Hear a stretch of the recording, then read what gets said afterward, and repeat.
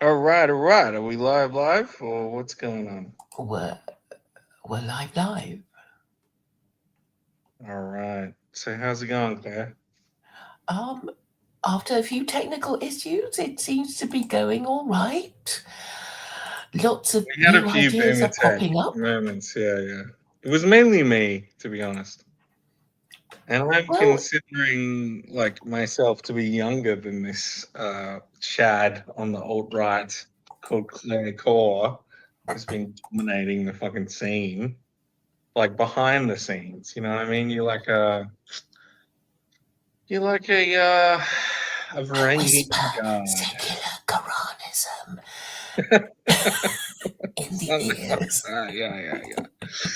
At least we got the intro worked out. It's a bit of a touch and go, but we may yet succeed with the intro. Well, you made Will me be an discover the outro as function well, of a which will be. key that I never Sorry, knew I had. say that again. Sorry, say that again. I think I You was. made me discover something about my keyboard that I never knew I had. Oh right, yeah. But it doesn't work on your keyboard apparently. Well, at least you haven't worked it out or whatever. No, but I have that function. Yeah. It can be so suggestive, or maybe I'm the one with the overactive imagination. Well, I mean, your Twitter profile is Cyborg. Should I mention this live? Sorry, I didn't mean to No, that's fine, that's fine. impose. Because it You're was actually basically a Stephen robot, J. James who right? gave me that idea. Because he's saying, you're just a cyborg. Because you go on about the things you always go on about and you never stop. So I Yeah. thought, there's an alliterative ring to cyborg of secular Quranism. So, Mm. so he You gave me know, that idea. you need a cyborg to bounce off a complete retard. Do you know what I mean? Like, Well, the you thing need is, you need to a repeat yourself You need endlessly. a complete robot in order to appreciate the autism that is Robert Cobb. You know. Yeah, and I find that, I've often admired Trump, the way he happily, flies from state to state saying exactly the same thing. And you think, isn't he bored or tired? And he's not. And he gets the energy off his crowd. And I think he's actually managed to enjoy himself. Well, Yeah. everybody would think it would just kill me, having to do what he does, this but I think he actually enjoys it, which helps, I guess. A lot of people have been concerned about his cabinet that they've you know he's now putting into existence. What do you think about his cabinet so far? Well, I don't really know these characters, but Vincent has been just sort of jumping up and down, saying it's full of Indians, and what's this going on? That Indians are joining forces with the Jews and taking us over, and he says things like that, and it's like, you want to think of it as something, particularly sinister. It's just like, if you're an immigrant and you want to be well thought of by your host country, you're going to be the goody two shoes and the teacher's pet, aren't you? And I so guess, if your yeah. government supports Zionism, you're going to be, rah rah Zionism. I mean, okay, Mm, that's what I think. And he's saying, no, there's something really sinister about that. And I'm saying, no, it's just, in a way, only too predictable. And I've been trying to say, it's like, these Jews, these minorities, the ones who've assimilated, the ones that are, hated, because, when they see a liberal Jew, they don't, Gentiles don't say, ooh, liberalism, what a terrible thing. But they're going to say, if they don't like Jews destroyed liberalism. And I'm just saying liberalism is a problem. No. Jews destroyed it. Was working fine until, the Jews came along. And I'm saying, Well, the slight problem is that liberalism has changed over the centuries. And it has. And you're an Aussie, and you, of all people, should know that you don't have a Conservative Party. You have the Liberal Party, and down under the Conservative Party is a Liberal Party, if you know what I mean.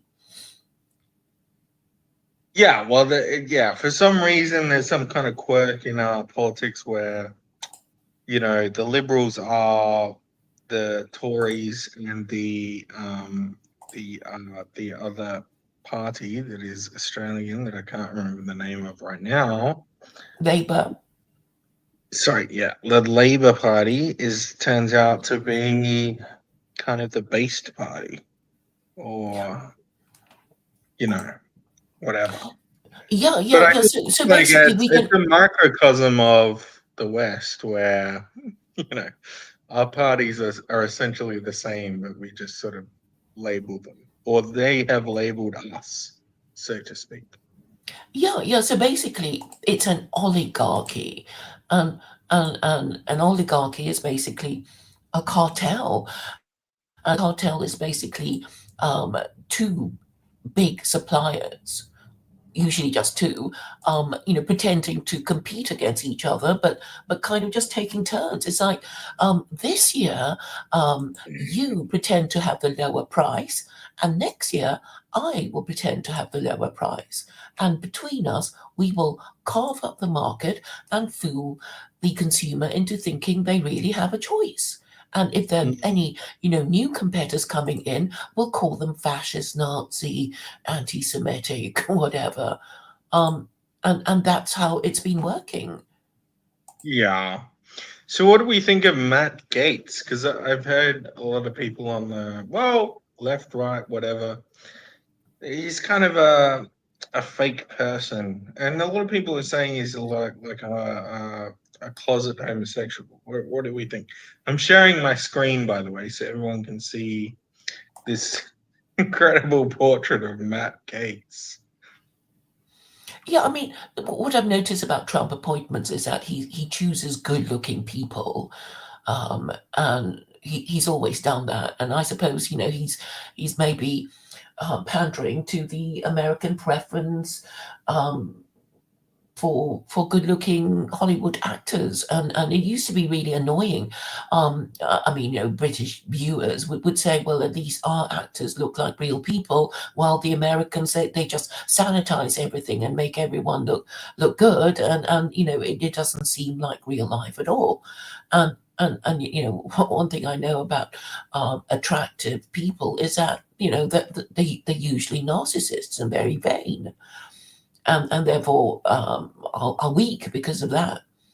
In not listening to advice, being conceited, arrogant, and fundamentally insecure.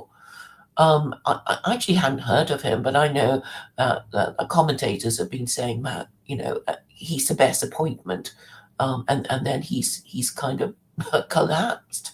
And I was just saying yesterday, it's like, what could he have done? It's obvious that he must have had a threesome, and because he's reported to be paying two women money of amounting to 27,000 over a number of years. And I thought, these days it's nothing. You have a threesome and nobody's going to bat an eyelid because everybody's so degenerate, right? Mm. So I was I saying, guess it's probably it's nothing. unless it happens on the right, and then the media comes down. But look at Yeah, these so teeth. I he mean, should have just. these are pretty good teeth. I gotta say, like, I wouldn't mind having his dental plan. You know what I mean?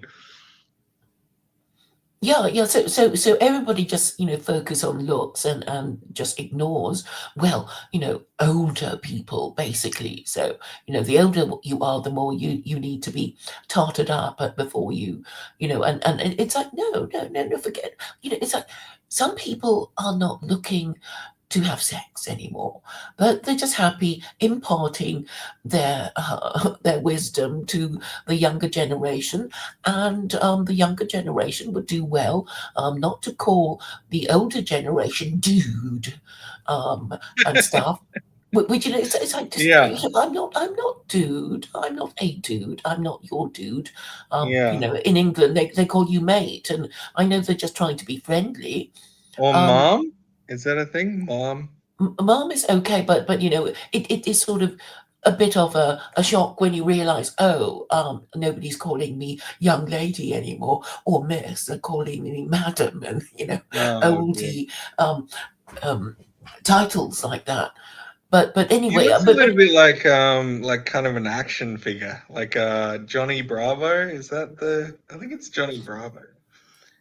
yeah, Let's look yeah, up he looks Johnny like, you know, Bravo. all the characters look like Ken and Barbie. Don't Yeah, you think? He chooses them because they're good looking, and yeah. It's kind of this. Yeah, this he kind of thing. yeah, he chooses Yeah, them, as Luke Ford says, for their physiogno there's physiognomy. Ken and Barbie right there. There's kind of the Chad like American blonde and the nerdy kind of British or like Irish redhead, the Mhm. Celtish nerd right there, falling Yeah. for Johnny. Yeah, I don't know. Anyway, I gotta stop sharing whatever this is. Okay. Okay.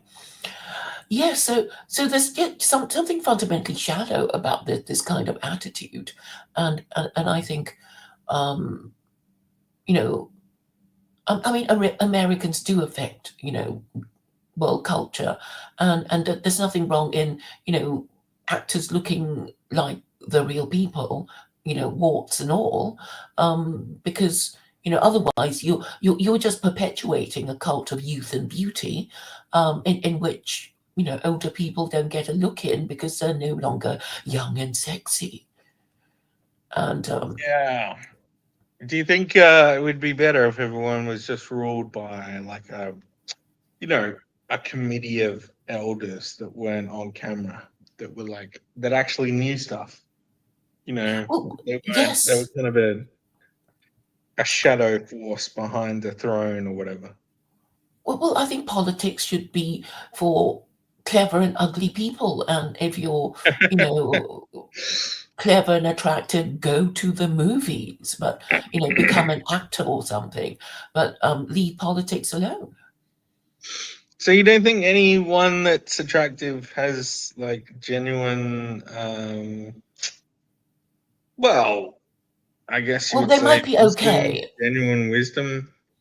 Yes, I mean, possibly, but you know, uh, I guess people just I guess old-fashioned people distrust, you know, very attractive people, and I think women should also you know, not choose a man, just because he's good looking, because, you know, you know, you might be storing up trouble for yourself, because, you know, it's like, if he's very attractive, then all kinds of women are going to be throwing themselves at him, and then you'll be heartbroken when he runs off with, uh, you know, a newer model or something. But women always have to, you Yeah. know, just as men have to choose. You know, it's like they know they can't get a whore in the bedroom and an angel in the kitchen, and they have to settle for some, you know, happy medium between the two. So do women have to settle between, you know, a bad boy who's going to, you know, be dangerous and exciting, and somebody who can be relied on to come home and bring home the bacon, you know, and they Sure. can't make up their minds, and that I think is really the problem for gender relations, Mm, yeah. Yeah. I and mean, therefore our expectations need to be significantly lowered, so we don't feel that we're missing out if we haven't, you know, married a prince or a porn star. I don't sure. know. Which could be, the best thing. Like if you avoid a porn star at all costs, then that's probably, better for you in the long run. Guys, don't hook up with a porn star. It's going to be a bad idea. I'm just putting it out there. Not that I've done it. You know, sluts, they do exist, and I have partaken in the slut world when I was a younger man. But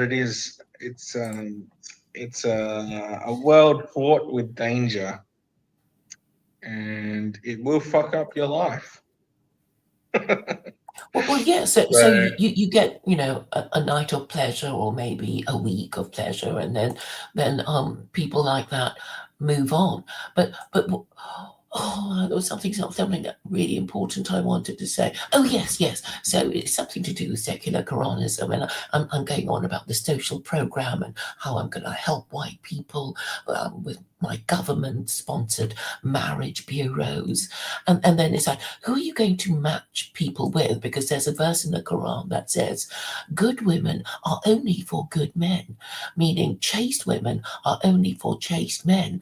So which basically means virgin brides and bridegrooms are only for each other, and people who have fornicated have to make do with other fornicators, and then I think, okay, that sounds fair enough.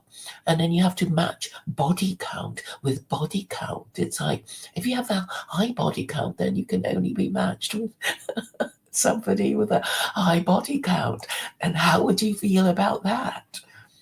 I think it's fair enough, but it'll make people go, oh, maybe I won't admit to a high body count then.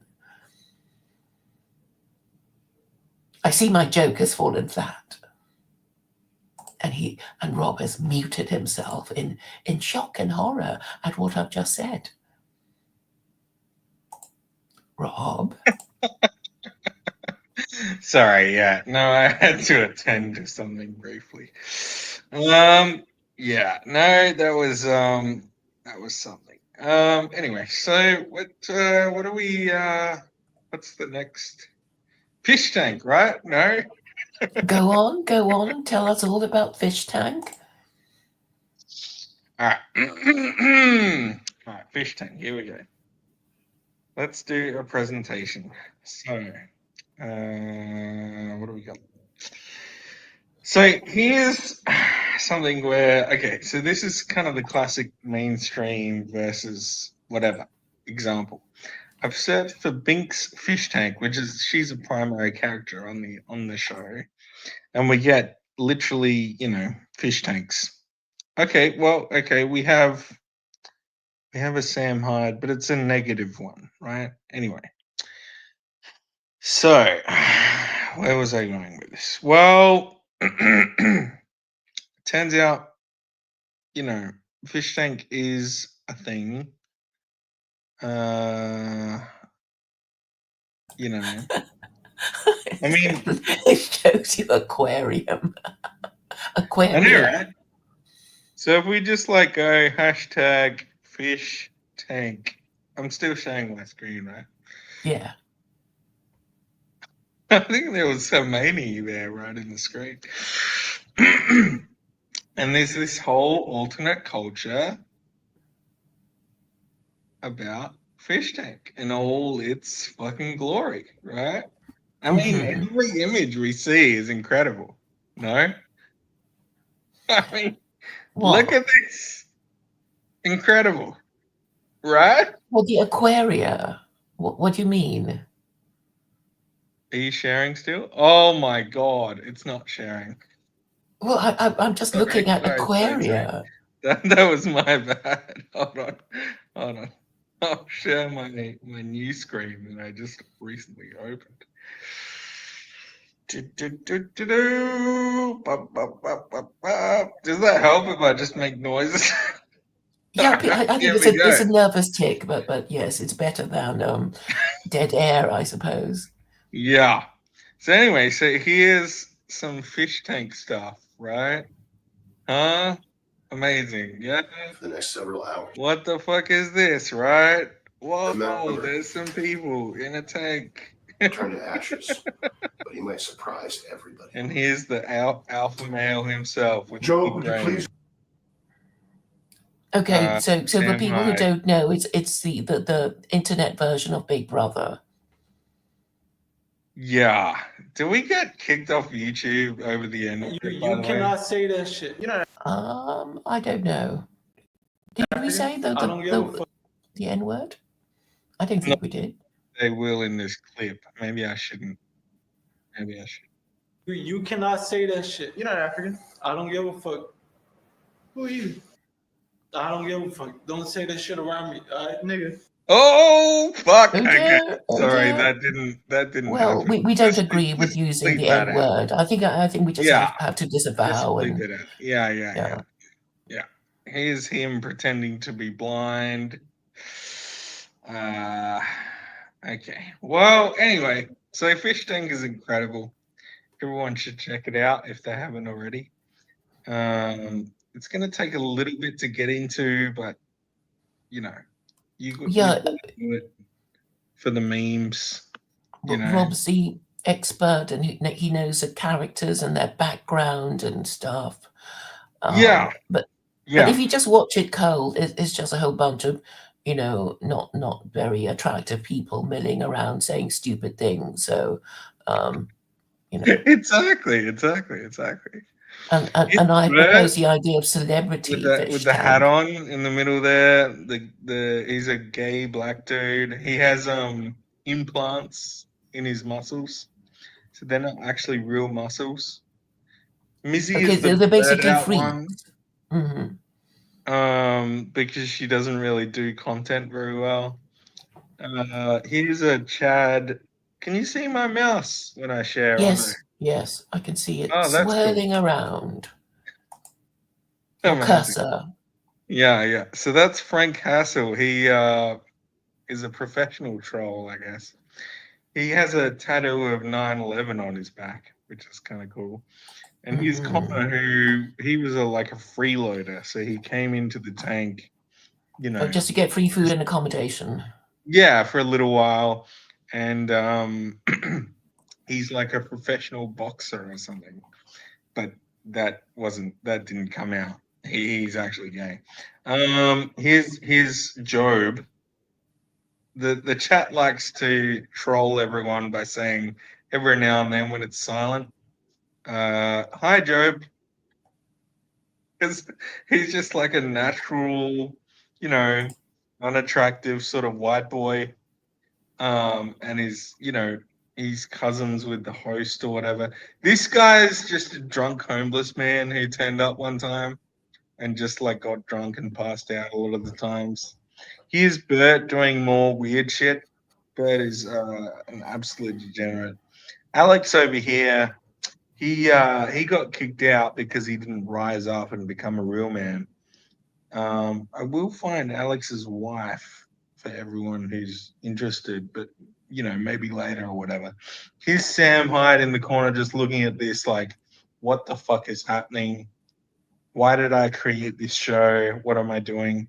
Here's the dude that was like, he was a freeloader, this guy. I think it was what's his name? Jack? No, I don't know. He came on. He's like a typical handsome white boy from like a college town or whatever. He's a Christian and he came on and just like fucked with shit and then left. That was pretty cool. Here's Binks just being Binks. He's another Binks. She's like a Latino with blue hair who kind of pretends she's white. Yeah, it's great stuff. Did you mention the women on the ground? I mean, yeah. So this is I think Peyton. She's kind of non-tan, but she's like a lesbian. She sometimes gets mad. Actually, she hit Frank Hassel like in the face a couple times, which was great to watch. And actually, the fish they paid to get Frank off because he was just so annoying for everyone. But yeah, no, we can. I don't know. I should have come up with some content about it. I'm just on Twitter fucking saying shit right now, but But the Indian, he's here, Symbol. He thought he was going to get famous, and now he's in a world of pain, which is great to see. Anyway, I'll stop sharing that. But it's an interesting experiment. Well, I mean, I would And it's like real, in Fishtank a Jew, a Christian, and a Muslim. Sorry? And just those three. That's what I'd Right. like. If I managed Fishtank, I would have quality people to have quality conversations, Mm. and I would have a rabbi, a priest, and an imam, I guess. Would you make them box? No, I just leave them and see what they do. I wouldn't even intervene and just let them get on with it. But That would be obviously, kind of boring, though, wouldn't it? well, I guess it'd be more for educated people who are interested in theological discussions and politics and religion. But you can do it for any kind of thing, I guess. Your favorite, pop stars, right? Or Yeah. you know, or your your most hated politicians. Or retired politicians. They might do it. I guess they can tell all the secrets if you paid them enough and forced them. Well, if you made their accommodation comfortable enough, like in a country house hotel or something, and just Right. Yeah. Interesting. Yeah. But I guess the whole point in it is testing people to their limits and seeing what they do and seeing how they come out of their own shit. do they do people get to vote them off, because this is what Big Brother does, right? Voting people off when they've had enough of them. Well, I mean, that's the beauty of it. They present to the fish that they will vote each other off, so that it's a popularity contest between them. But then the audience just ultimately decides the outcome. So it's not, it doesn't really matter what they do. It's all about the live audience and their polls that they run. So they'll put up a poll, who's going to be voted off today or whatever. And there's endorsements, people pay, I think it's like $40 or whatever to endorse a fish, and they can change their endorsements at any time. But there's a leaderboard and so on. Oh, well, Yeah, people prefer to put their money where their mouths are. But this yeah, actually reminds me of my um, one of my ideas of how to choose a leader, because I like to think that I've thought it through. Because I want to imagine a time when somebody taps me on the shoulder and says, "We love the secular Quranism idea, but how are we going to make it happen?" and blah blah. And my idea is basically, well, anybody who wants to be leader will have to throw their hats in the ring, and it will be like the Sistine Chapel. When a pope dies, and these cardinals have to be locked in the Sistine Chapel, right? And then they have to vote for one of their number to be the pope. Are you familiar with the yeah, rules? So it would yeah.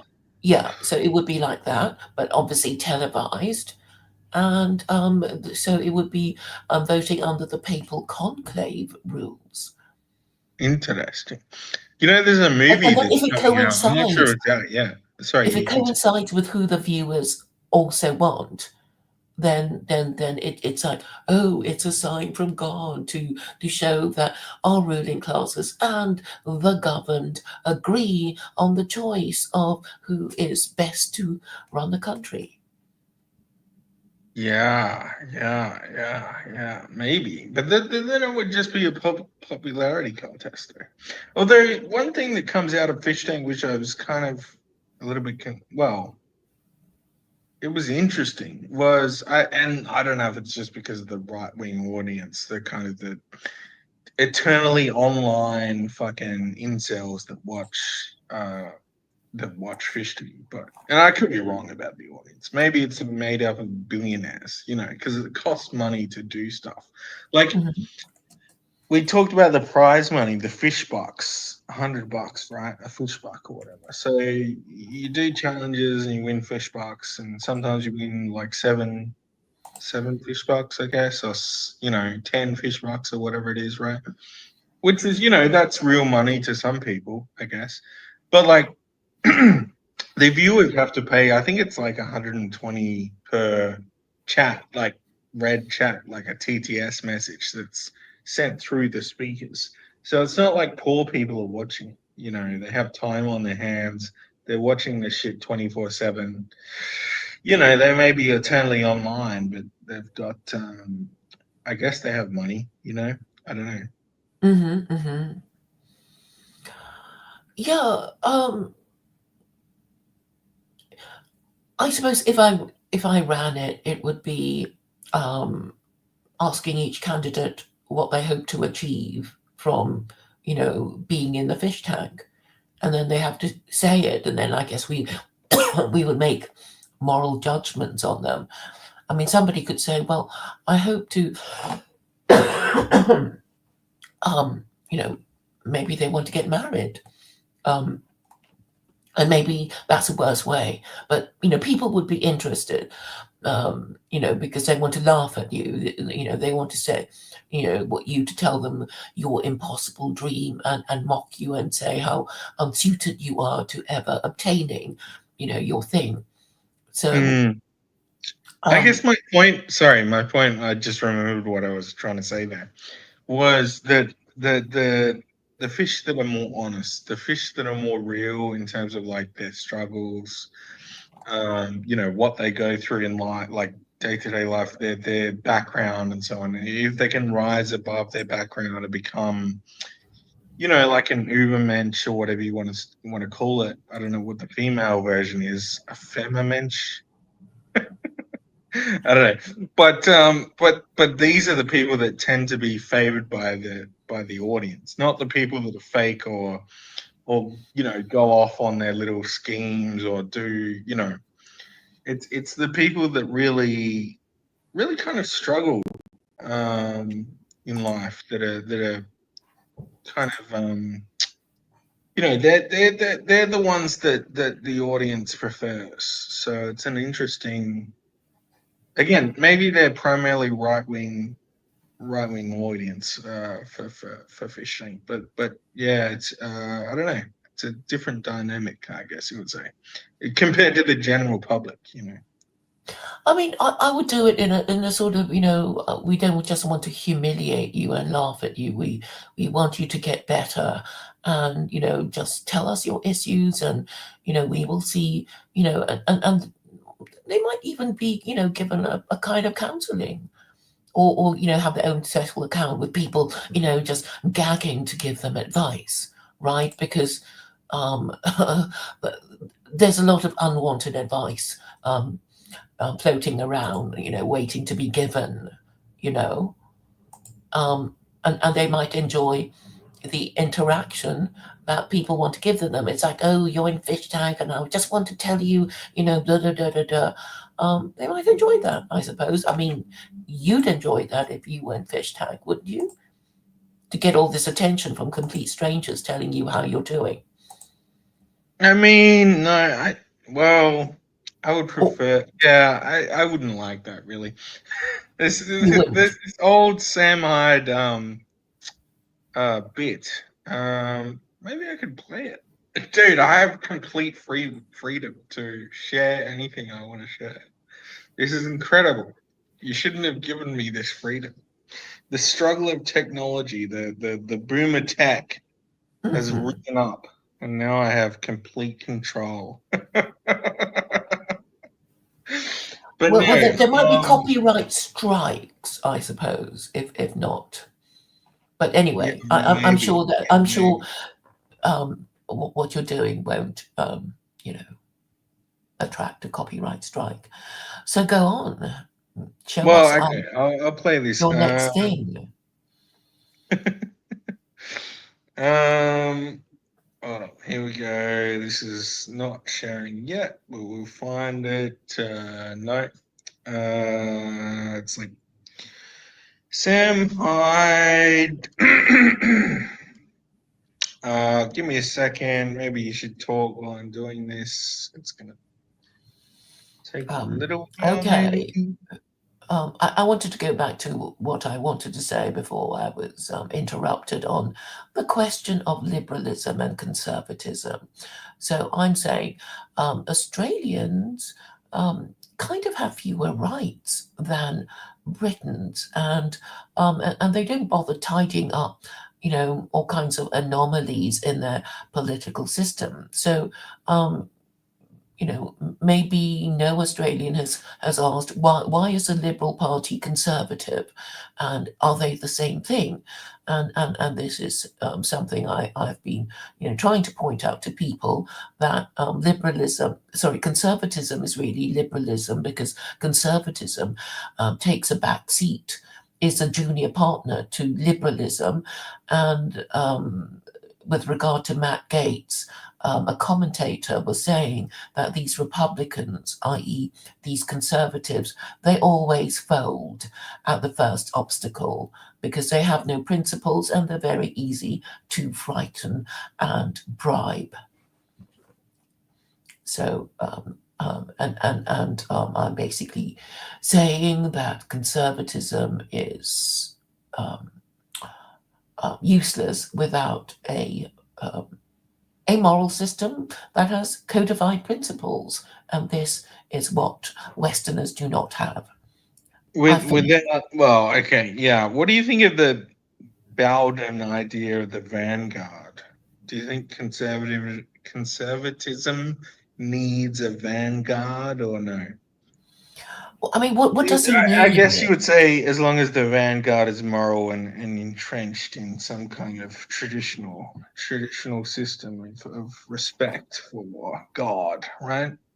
Yes, so we go back to religion, and we can't, escape it, because I mean, Vincent gets very upset because, I've been trying to say you can't really escape the Abrahamic moral system because it's there, it's easy to understand, and however you hate it, you actually can't think of anything more powerful than it, than its narrative and its values and its rules. Because what Vincent has been trying to do is to do it in a different way by avoiding marriage, because as a homosexual he knows he can't have children the usual way, and so his entire political theory is about imagining himself being able to create these theories and making people obey. And he gets annoyed at me because I'm saying, even if it worked, you're not going to be thanked. You're not even going to be thanked by your fellow homosexuals, because they don't want to be. They don't want to have children, because if they did, they'd stop being gay, right? Is it true that Vincent is married, or with Yes, he is married. Oh, he's married. Yes, he's gaily married, but he's obviously somebody who longs to have children, but he also knows that it's tough, and so he has this idea of other people looking after his kid, and then he doesn't like it when women like Carol turn up and say, well, if you never see your kid, then they won't know who they are and they won't know who you are, so you might as well not have bothered, because children need to know who their parents are, so they have a stable identity, and they also need to understand how they need role models for men and women. Like, this is how a man is supposed to behave, like my dad, and this is how a woman is supposed to behave, like my mum. But Vincent is some kind of genius that doesn't need role models anymore. Well, there aren't many Vincents around. Tongue in cheek. Yeah. No. I mean, he jokes that he's a kind of mad scientist, gay prophet. So he's he risen kind of above understands. the norms. So So I was saying, well, you could write a novel about it, a dystopian sci-fi novel. You could do that, because we can think of so many dystopian sci-fi novels. It's sort of, because I've been saying to him, look, even if you get your artificial wombs up and running, and even if there are enough of them, and when they happen, women will become extinct because men would have no use for them because they're so annoying and subversive. And okay, you get a world in which all men are gay and then they have to pair up to become parents and bring up the next generation. And it's like, well, Oh, what a God. nightmare! What a nightmare if you're a gay Yeah. man and doesn't want to have, no string sex and you're forced to bring up the next generation. It's like almost like it's almost like a Handmaid's Tale type thing, except like the opposite way, It's like the Handmaid's Tale was this whole like this whole patriarchal dominance or whatever, apparently, according to the feminists or whoever wrote it, right? And I think the Vincent's thing is English, like I the don't. opposite to that. It's like the what did you say? Homosexual? I think in Australia we say homosexual. I don't know. Homosexual, but Homosexual. anyway, we know Yeah. yeah. I guess it's It's safer funny. these days to say LGBT. So, but I think the LGBT thing would just be like the LGBT heaven would just be like well, I don't know. Would women exist anymore? I'm not sure. Maybe like just men in skirts would exist forever. Well, but even Vincent complains. He complains that gay men are not what they used to be. They used to be degenerate and really kinky, and then he finds that he is being slut shamed by gay men and kink shamed, and he wonders what the hell is going on. And The because left eating the left. I love it. It's so it's obvious when you think about it, but that's the thing. When someone presents you with a fact, you're like, it's fine. But when it happens, you're like, oh God, this is hell on earth. Well, the thing is, I mean, the English have this expression. I think about gender relations. I think it was always about gender relations, and it goes, you can't live with them, and you can't live without them, and so men and women are in a way trapped into having to, well, bring up children together. It is. Mm, And marriage is a yeah. sacrifice and a burden that we're supposed to welcome, even though, it's like it's a sacrifice and a burden. But we're going to be shamed if we say no thanks. We'd rather be gay or transgender. And then I Yeah. guess, traditionally, your parents will be ashamed of you, and you're going to, be looked down on. But the point was that in the olden days, when there were enough people to make things go, gay people could, it's like people are not going to be angry at you for being gay and childless, you know. They'll be quite tolerant of that. But it's only when you're, in this society, it's like, well, why aren't you married yet? Don't you care about the white race? How many children have you got? That sort of thing. And I think increasingly a lot of white people are getting shamed about this when they complain We're about not immigration. traditional enough. I feel like we should just watch a Bowden speech right now. Have you Go on. seen Have you seen Bowden's speech on Julius Evola? Jimmy Savile. I don't remember. Julius Oh, Evola. yeah, Not yeah, yeah. Loads of repeatedly. them. Not I know repeatedly. that's a hot favorite. So, Oh yeah, God, if you want to so listen to this. No, I don't mind. I don't mind listening to it again. So choose a video you want to show us. no. We're not. We don't need to put that on. I will do the Sam Hyde thing that I was going to do though before. I hope you're ready for it. It's a little bit spicy. It's on All YouTube, right. so it's fine. I feel like as long as it's on YouTube, I think it's fine. So we'll do a share screen.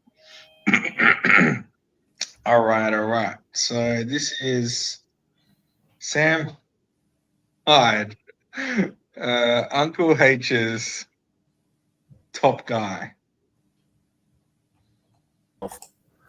I always thought about Paris, France. Oh, I love wine. I took this trip to the south of France. Yeah, I think wine's for pussies. I always thought about France, and I always thought about France during the Nazi occupation. I really don't like Adolf Hitler. Yeah. And I disapprove of what he did. I would love to be in probably Nazi occupied Paris, France. Again, hear me out on this one, because I think I would have made a very good soldier. Probably, I would imagine. I think I would have. I often think I did good in high school sports. I think I would have been one of Hitler's top soldiers. Yeah, my ancestors were in Auschwitz. Well, see, I probably would have protected him somehow. I probably would have went back and protected him. I would go so far as to say that your ancestors in Auschwitz probably don't even disapprove of Hitler and what he did as much as I did. My point is that I would have been probably some sort of elite shock troop, probably some sort of special forces, Hitler special forces, right?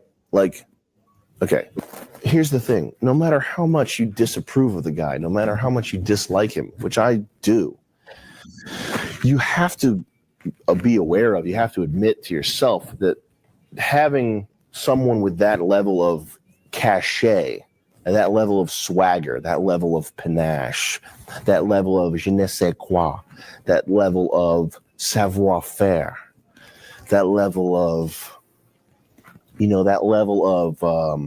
X factor, we call it in the sales business.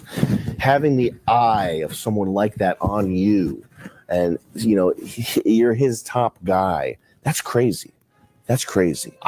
Hey, you know what? I wish that they would time travel back to before he was born and take him out then.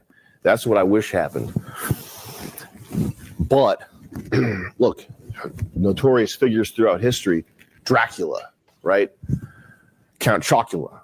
You got all the bad guys in history. You got the whole lineup. Frankenstein. What if Frankenstein was looking at you saying that, hey, you are my go-to guy. You're my guy that I go to when I need a problem solved. What if Hitler was saying that to you? Can you imagine that for a second? What if Adolf Hitler said that you're such a physical beast, dude? You're such a physical, nasty beast, dude. You're such a nasty physical beast right now, bro, that I'm basically going to make you in charge of a platoon of panzers, okay? You're basically so hulked up and shredded that I have no choice but to make you a legend in Nazi Germany. I would say to myself, man, this Hitler guy is up to no good. I hate this. I can't take any more of this. I don't know what I'm going to do. What am I going to do? I'm Hitler's top guy. What am I going to do? Adolf Hitler chose me to lead the revolution. I'm an alpha male, okay? All right. I dominate a lot of people daily, the people I work with. I dominate them, okay? I absolutely dominate the people at my office. I dominate them with my physical presence, with my smell, my pheromones, the way I talk, my eye contact, my hand motions, my body language. I dominate daily, on a daily basis. Even the women, I dominate them. I dominate the women in my workplace, okay? I use a combination of lies, manipulation, cheating, stealing, gaslighting, bullying, insulting, and flexing to make sure that everybody at my office stays under my thumb where I want them. You cannot say no to somebody in that position like Hitler or like Alexander the Great if you want someone that's less, did less bad things. Wow. If Alexander the Great tells you you're his top guy, you're his top guy. You're now in a position where you have no choice but to go, oh, I'm Alexander the Great's top guy, dude. Even if Tom Cruise was Jewish and he had ancestors in Auschwitz and you were injecting him with testosterone and gorilla steroids to make him the most alpha male possible, if Adolf Hitler locked in his attention beams on Tom Cruise and said, Tom, you're now my top guy, there's no way to resist that. Whoa. Adolf Hitler needs me? Okay, I'll do it. I'm going to bat for you, Hitler. I got your back, Hitler. Okay? That's my point. That's my point. And I say that with the most respect for your ancestors. He's repulsive, isn't he? Really, really Is it not repulsive. like absolute genius though, on another level that you don't even understand? I mean, my God, the comedy genius is just beyond everyone in the room. No? No? Yeah, You just think he's he got repulsive? away with it with this woman who's Jewish, right? That's the punchline, right?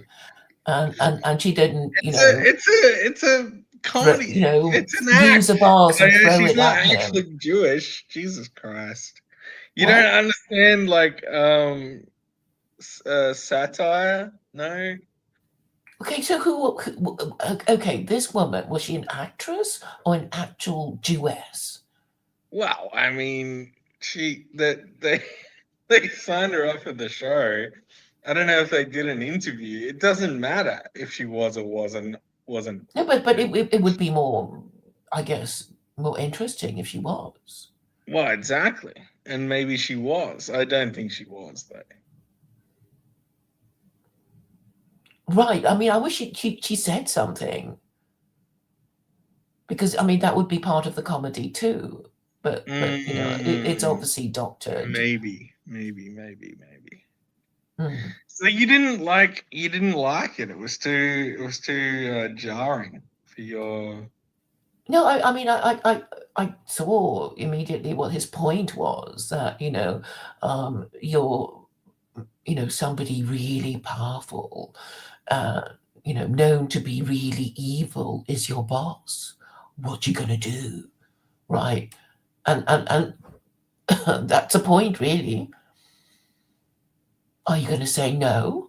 Yeah, I mean, I guess, but the point is, like, does it matter if they're evil or not? Because, like, Alexander wasn't evil in his time, or was he? I don't know. Maybe some media organizations would say he's evil now, but was he evil at the time? No, maybe he was a savior of the Greek civilization or an expansionist or whatever, right? I don't know. Well, people, okay, the woke ideology is saying empire is evil, and you think, well, the West is the biggest empire ever, so why is the West permitting things to be said about empire, to undermine the basis of empire? It is a bit of a puzzle, unless it is a way of taxing white people and to say, we have to do penance, we have to pay, all the non-whites to come, and then we have to pay money to them. I mean, we still don't know what they plan to do. I mean, we don't know. We don't even know if our government is actually insane. Yeah, And that's and there true. are all these big words. It's like, I would actually have insane. more. I would actually have more respect for immigrants if they went full invasion. Like, do you know what I mean? I would actually have more respect for them if they started killing people en masse, and like this is, they're claiming our territories or whatever. Like for their flag. Well, some of them do go on killing sprees, don't they? Yeah, but it's low key. I mean, I don't. condone killing. We shouldn't. Obviously, this is YouTube. What? Right? Who owns But just, YouTube now? Is it Susan? Susan? I think she Hey, don't died or condone something, and invasion. it's some Indian now. Yeah, maybe. Maybe he's a reader of the the ancient texts. Sundar Pichai, Bhagavad Gita. Bhagavad Gita. Oh God. Bhagavad Gita. Yes. What about it? Yeah. Well, maybe he's a pagan who read the yeah. Bhagavad Gita. Thank you.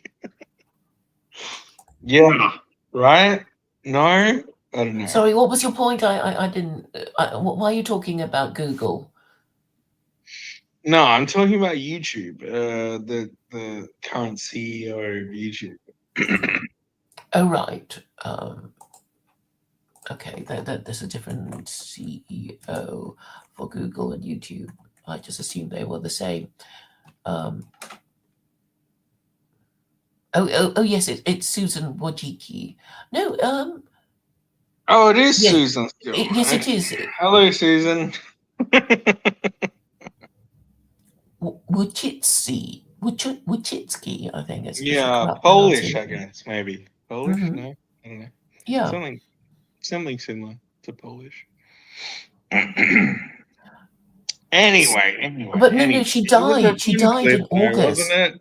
She Did it died in get to you for August. some reason? Because he's ugly, or Sorry, who's ugly? She died in August. Just to did you know she died in August? oh, okay. Rest in peace, then, I guess. Mm-hmm. So who's now the current CEO of YouTube? Let me just check. Actually, I want to know how she died. I've forgotten. It's a senior leadership. Neil Moen.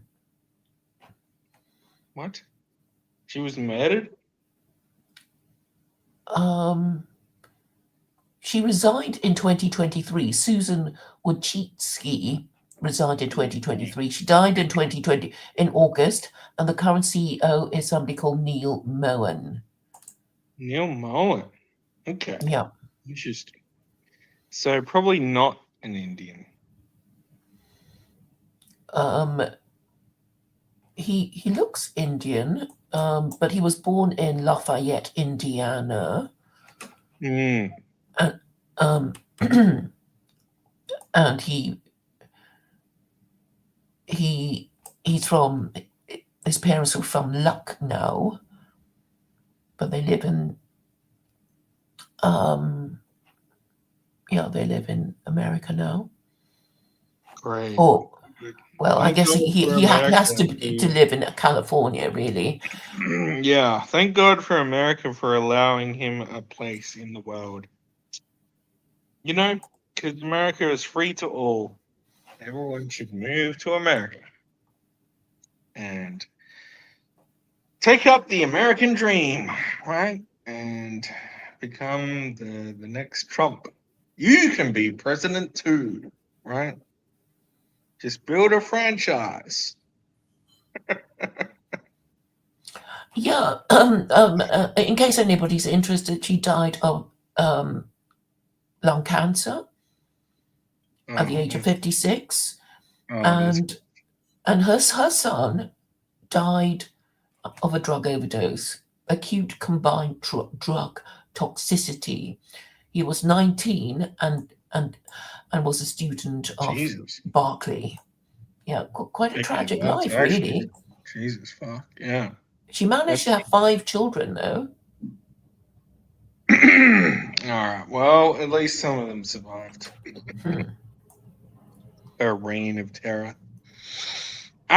Sorry, no, that we shouldn't speak ill of the dead. No, I take that back. Anyway, so what else have we got? New fresh topics. Wait, so we're talking about the Trump candidacy, whatever he's what is it called? His cabinet. That's Appointments? what we're talking. Yeah. Yeah. What else? What else is current? We've talked about. Oh, so what do you think about the the way Biden just walked out and he was like, "Okay, there's gonna be long range missiles into Russia now." Yeah, have you heard about this? Yeah. I mean, if it turns nasty, the Russians are going to nuke Britain because, from a strategic point of view, it's like, the British have been the biggest thorn in their side, and it's like, if they nuke Britain, I don't think America's going to respond. Because the Americans will say, "Oh dear, well, we're not going to be risking our cities by nuking Russia back. We're just going to let Britain sink beneath the waves, and even if it means that the rest of NATO European countries are just going to play ball with the Russians and be good neighbors and behave like civilized Europeans after they nuke Britain." Do you honestly think that's like actually gonna happen, or I don't know, but I mean, it makes sense in strategic terms. It's like, well, we've tried all we can to tell NATO to back off, and they still won't. What would be the best thing for us to do to show NATO we mean business? We'll have to nuke Britain because they've been the ones most troublesome, right? yeah? So apparently, after the announcement, I think some U.S. Missiles went over, long range missiles went into Russia, but this is footage of some. And I haven't verified this, so everyone should take this as a grain of salt. And it's probably AI, right? It's probably AI. But this is footage apparently of some long range missiles from the Russians going into the Ukraine. Um, it's kind of shocking how they just come through the atmosphere. Like Yeah. it could be AI though, so I don't want to. I don't want to get too weird with it, but yeah. Well, the ICBM, because they actually sent an ICBM, right? Sorry, yeah, they were the that was the ICBM Intercontinental footage. ballistic missile. Yeah. So they're showing that they have the capacity and they will use it if yet another of their red lines are crossed. Yeah, exactly. Which is, it is what it is. I mean, do you think personally we're in the midst of World War III, or like this is some theories that are going out there? I don't think we are. I think I don't know. Well, why I don't you think think Putin has it'll patience and we escalate can to just nuclear war, but it could happen. But I'm not. I okay? don't I think. mean, shouldn't I we don't think it kind will. of take steps to, instead of saying it would never happen, like, theorize on the possibility of it happening, instead of saying, oh, he's let us cross all his red lines, we can just keep on trucking. Sure. And I'm thinking Yeah. the I best guess case. the thing is, do they think that the red lines, like, I don't know. I guess it's like, the name of the movie, the thin red line, right? So will the line be crossed? Will it won't? It's been Well, crossed for, very thin, this very must be the very thin. 50th red line that's been crossed. And really the best case scenario is one NATO country saying, we're leaving NATO now. And that would instantly collapse the whole thing, right? Mm. And it would be great if it were Britain that said, we're leaving NATO. It hasn't done us any good. We're leaving. And we suggest everyone leave. And then we'll figure out, how to live with our Russian neighbor and get cheap energy again. Because we're being deindustrialized. We don't make anything. So Mm. so And Trump's, we should well, prepare. I don't know what Trump's ultimate economic plan is, but on paper it seems like he's going to impose tariffs and build up, American manufacturing capacity again. Make America great again, right? So that's the plan on paper. Whether it'll happen, I don't know. When did America stop being great, though? I mean, maybe we can have a conversation about when. Presumably, there was a time when America was great, and then it stopped being great. I think When was after that? Do we know? 80, I think about the mid 80s, it stopped being great. No, when did Nirvana come out? That's when it stopped being great. Yeah. Okay, so this could be From a cultural something that could be more perspective. generally discussed, because I don't think anybody can actually point to some event that It meant was when America was not Nirvana great. got big. It was when Huh? Nirvana got big. Nirvana got big. That's when America stopped being great. No, Really? because Why'd you say that? there was a time in the 80s where the Europeans would welcome the Americans in and say, "Oh, you're American, amazing. You're so fucking cool." Big Macs and fucking, I don't know, whatever the Americans were doing. Even in Australia, we were like, "Oh, there's fucking Americans here. Let's go!" Right? And then Nirvana came in, and we were like, "Yeah, America sucks. America's shit now. What are you guys doing?" Do you know what I mean? No? Okay, I'm going to ask Grok. When did America stop being It was great? Nirvana. It was Nirvana. When did Rock is wrong. America stop being great? My analysis is correct. Well, okay, find somebody else who will agree with you, and then maybe.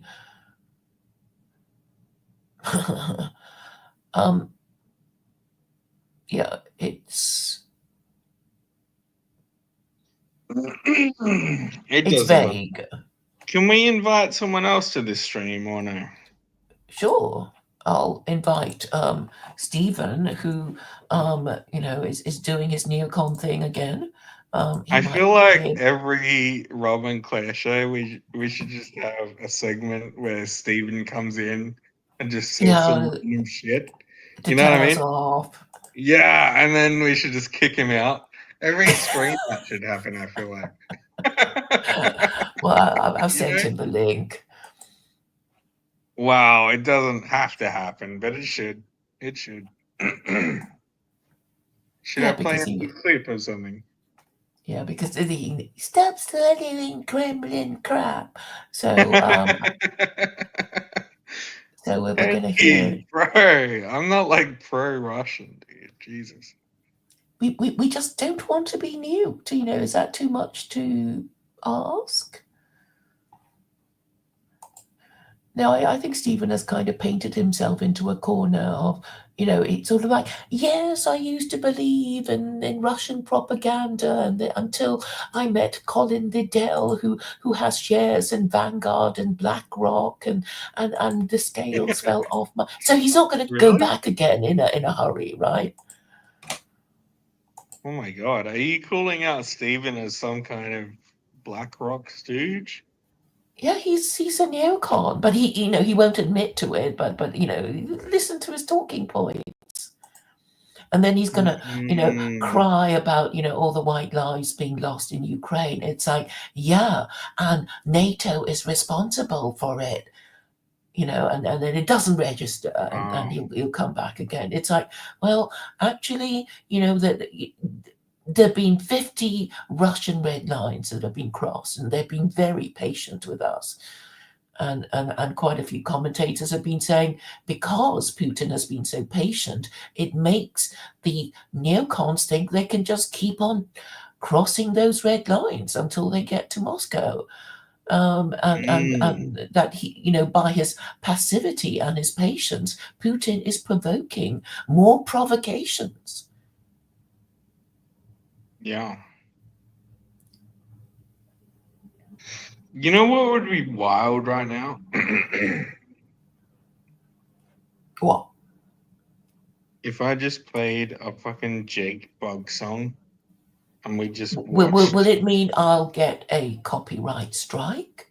Oh yeah, no, it would actually. good. Stephen is here. to tell Putin's us all. fucking patience. Oh my god, and a cordial nature, I'll let whatever you you were deal saying. with him, Robert. Oh my god, I've heard some fucking shit in my Kremlin time. chill. Whoa, whoa, whoa. Look, I don't have Hi, long. Steven. What's up, brother? Hey, Rob. How's it all going? How Thanks for you the managing to inaugural- wrangle, Thanks for Claire the inaugural, Claire and Rob intervention. How's I your think Claire now and wrangling then going? You need to come into our stream and just tell us off, Yes. Well, you do need to realise that you are literally speaking with an agent of like the Russian Chinese axis right here. So literal Chinese Communist Party shill. Obviously. Okay, well, so- okay, that wasn't. Oh, okay, yeah, Claire. Yeah, sorry. Claire, So, yes. the Claire's the communist one, and you're being paid off by Putin. I've heard. So, I guess No, I'm by just, NATO. just an NATO. Australian being psyoped. Right? Yeah, NATO. Yeah. Who's the head of NATO these days? I don't know. It does- I don't know. I don't know. Whoever just pays my wages. I just get this anonymous check into my bank account every month. Like 2,000 what euros. 2,000 euros. Bitcoin. And it's nameless. 2,000 Bitcoins every month. Yeah. Just say sent from Brussels, somewhere in Brussels. So. But yeah, look, there's not going to be World War III. Don't worry about it. I'm here to let you all know there's not going to be World War III. You don't have to worry. If there's some background noise, my dad's here and working in the garage. But you don't have to worry. Russia would get wiped off the face of the earth. It would be the biggest spanking ever. They can't even fucking finish the job in Ukraine. Dog shit. They've had to get North Korea involved. I mean, Putin is the one doing the escalating. Yeah, I mean, bringing North Korea in, using Iranian Shahed drones, using Chinese ammunitions. I mean, at every stage, he can't fight his own fucking war. So why shouldn't Ukraine be allowed to hit targets that are hanging out inside of Russia and bombing them on a daily basis, knowing that they're like within this safety zone? You can't touch us because, you know, the people who give you the weapons are making you have your hands tied behind your back. So they sit just outside of range and bomb Ukraine every single day, killing women, killing children, killing little kids in parks. You know, why shouldn't they just be able to like go pew, pew, pew, and attack these targets finally? They should. Pew pew. Yeah, Yeah. like I'm not totally disagreeing with you, but I'm like, do you not think Putin is like, he could do some shit? Like, he has nukes, no? Yeah, he's a nutcase. He is a nutcase. I mean, obviously, We probably but shouldn't be poking the bear, right? we're not poking the bear. He's the thing that you have to realize that if you don't just like swallow the Kremlin channels, right, then you realize that from day one, what Russia has always done, they always have a history of saying, if you do anything against us, we'll nuke you. So at every single stage, they say that they're going to nuke you, basically. So now they must have said, whoa, the risk is that you're going to get nuked this time about like 150 times during this conflict already. But they're never going to do it because of mutually assured destruction. Like, you can't nuke the UK without getting nuked back. Okay, because our nuclear That's a fair deterrent point. is... That's a fair point. I'm not sure why I forgot that. Yeah, it's not on the island. I guess We don't- maybe I live in Australia and I don't care, but yeah. No, it is a fair point. But what I would say is like Russia is taking territory, like physical territory, and they have done from the start of the war. And despite like the fucking whatever the Ukraine bros saying that you know they're winning the war every day and every night and whatever, and it goes to Kiev and everything else. They're taking physical territory, like despite how slow it is, you know. Sure, I get it. But I mean, Ukraine has had it. They have been fighting with their hands tied behind their backs. Like, part of the reason is that Russia keeps its missile launchers, its planes that fire the missiles, all just inside Russian territory. And then they send them up and bomb Ukraine every other day. And until now, Ukraine hasn't been allowed to send a single missile into Russia and attack them. So they have until this point. Yeah, and I agree. I don't think that's a good, like. I think they should be able to do that, and I agree that if the capability is there, launch the fucking missiles. You know what I mean? Like, I'm all for bombing a few Russian towns or whatever, right? I'm not for that. Like, on paper, Susan. I don't know if you're still with us, but I'm not for this, like, in a YouTube respect, right? But in terms of, like, yeah, like, let them at it. What's the word? Tack for toe, whatever, right? One for one. Let's a thumb for a thumb, as Claire might say, right? Sure, let's bring it on. But all I'm saying is, like, it's not going to do anything. I don't know if Putin actually cares about his own citizens. I mean, he fucking contracted criminals into the army for a little while, like convicted criminals, put them on the front line. So I don't know if it's effective in terms of, like, warfare or whatever, Yeah, look, it's just saber rattling by Russia. There's no reason to believe, like, everybody tells you that Russia is guaranteed to win. They almost had a coup. That Prigozhin guy almost toppled Putin. I think that was a psyop, by the way. I don't, because the guy got murdered then, didn't he, in a plane crash, like a few months later. Had to. I mean, a successful psyop, you're gonna have to murder the guy. No. I mean, if you're an intelligent agent, like, I take things at face value. I mean, you can always think everything's a psyop. Maybe Jeff Epstein really is alive and running around Israel. Who knows? But look, the Russians saber rattle. They're well known for it. It just is what it is. And what they hope. All I will say is, like, I think Russia, is kind of good at war. Since maybe the Crimea. They're bad at war. Dude. No, go off it. They're very good. They've been. They only won against the Nazis because the US supplied them with all that fucking aid. They lost against Japan and they lost against Afghanistan. There's no reason to believe that they would win. Well, the US lost to Afghanistan, and the Japanese weren't willing to go again because they lost it. I don't know if you know about where they lost on the ground, but damn, where are the agree or something? icons, emojis for me too? In the mountains. Sorry, Claire, say that again. I was saying, I wish there were these heart emojis and 100% emojis for me to click at what you said. I'll mute myself again. And what I said, or what SJJ said. What you said, Robert. No, for real, they lost on land big time, and one of the reasons why they surrendered. Okay, they got nuked twice, whatever, right? But one of the main reasons why they surrendered was the fact that Russia invaded Manchuria, and they fucking devastated the Japanese on a massive scale. Like, because they had the mechanized army at that point in time, and it was a honed army, and they came back from Stalingrad and fucking invaded Manchuria, and it was absolute devastation. I mean, there was no way the Japanese have a big army. Caught up again. Sorry? Nobody denies they have a big army, obviously.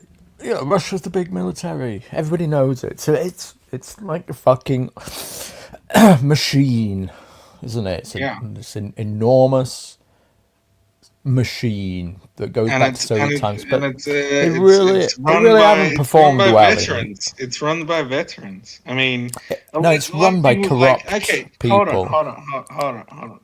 A lot of people say that Russia is like this old bear that's like, playing at war or whatever. But the fact is, the Russian army is the most honed army, the most veteran Come induced off it. army in the world right now. Come on. Come off it. Come You on. small. Are you even watching the What? Do you Duran, think Robert? the UK could go up? Do you think anyone could go up? Have you been watching the Duran? Who have you been listening to? Fucking Scott Ritter, that pedo. Oh my god. Okay, I don't know what the fuck you're going on about right now, but it's facts. Who have you been listening to? Come on, man. It's not. I haven't been listening to anyone actually. I don't know about you, but I haven't been. It's just on, common sense. Yeah, it's war, dude. So why have they taken a spanking in Ukraine? Next door to them. They haven't. It's not even a couple of countries up. They Yes, haven't, they though. have. They've lost 3,000 officers, thousands of tanks. They can't even have air superiority. They're fucked. so They've lost can their entire Ukraine. Black So the Black dude, Sea fleet, including dude. their flagship. Okay, They're the Black Sea fucked. Fleet. Fair enough. Fair enough on that front. Okay, they're bad at naval warfare. They've always been historically bad at naval warfare. This is one of the things that the Russians don't do well at is naval warfare. I agree with you there. But on the ground, bro, there's no other army in the world that is better than Russia right now. And you can say all the shit in the world. America would but it's a spank fact. them, dude. It's a fact. Come Let on. me give you some statistics before I have to go. Right, here's some of the things Are that these the coming through your handlers or right. Here's a list of things that the great Russian army has achieved. Okay, they brought the war to their own soil. Okay, they've expanded NATO by 2 historically neutral nations, Finland and Sweden. They've renewed Western appreciation for their own military Finland forces. has always been against Russia. They're never gonna go. Yeah, for Russia. but they maintain neutrality. That would be like just obviously Finland's gonna join NATO. I mean, there's no question. You tell me, right, though, if this is like, this super intelligent military force that you tell me about, they've I'm not bootstrapped saying they're Western intelligent. arms Actually, they're exports. They're grogs. They're space orcs, or as the Ukrainians call them, orcs. They are. They have the numbers, and they Yeah, and throw they can them be into beaten. battle recklessly. And they can be I agree beaten. with you. Yeah, they're not. They're getting intelligent, beaten. They're but fucked. but Well, anyway, let me finish my list. there will be. They've turned Russia into a totally dependent vassal state of China. They've lost their soft power all around the world. Wow, this is new to me. They are a vassal state of China, absolutely now. They're not. 100%. Of course, it's the only. Consideration. Who else can they trade with? Who else can they trade with? So what? So you can't trade with someone? Suddenly you're a vassal? What do you mean? Yeah, because they have to get. They're dependent on mutually China for So, everything. is the West dependent on China? Mutually exclusive. All Russia Yeah, makes that's is right. fucking oil and coal. They're fucked. They don't make anything. All they make is oil and coal. Bro, their Just economy, like gas. us. their economy didn't go down with the sanctions. They're a gas station with the economy of Italy. Yeah, meanwhile, the West is building fucking wind farms and solar panels. Oh, yeah, so we have a great economy, apparently. Oh, and the other thing that they've achieved is they've managed to make everybody realise that their weapons suck ass. And so they've tarnished their fucking reputation. Everybody used to think that Russian weaponry was so fucking like advanced because of all this I honestly don't know Russian if you're propaganda. being a troll right now. This is a... this No, that they You can't even are maintain air so bought into this superiority. narrative, aren't you? This They is can't amazing. even maintain air superiority with their I'm next not door even neighbour. saying- I'm not Their even next door saying neighbour, that dude. Russia- It's not even Russia- 2 countries over. Imagine trying to fight a war with America, like 3,000 miles away. They can't even fight one on their border where they can just roll tanks in. Okay, yeah. So anyway, SJJ. Anyway, I'm gonna have to run. So it was good to pop back in. I hope you keep these shows going. All right, will. and I'll leave you to wrangle Claire once again. All right. Thank you Right. for coming. Have a good one. Well, that was true. I think Stephen will be harder to shift on this one because he's already changed his mind from the correct view to the incorrect view, and that's it'll like I don't want to be wrong again, kind of thing. Yeah, I don't know. I mean, I'm cool with it, but Jesus Christ, there was some cope there. There was some extreme cope.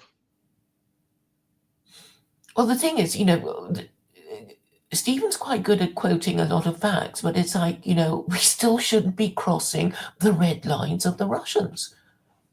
Why should we? Okay, so Russia's just a gas station, or dependent on China. Not like we're not dependent on China. Everything we buy comes from China, virtually. China is the workshop of the world. So we don't produce anything. I mean, in Australia, we sell ore. That's our economy. In the UK, I don't know what you do. You manipulate financial spreadsheets. That's what you do in the UK. yeah, because in the US, you maybe have some oil. Maybe you play the financial game as well. I don't know it's a time zone thing. Maybe right? they produce like microchips. Oh wait, Taiwan produces all of the microchips. So yeah, I don't know.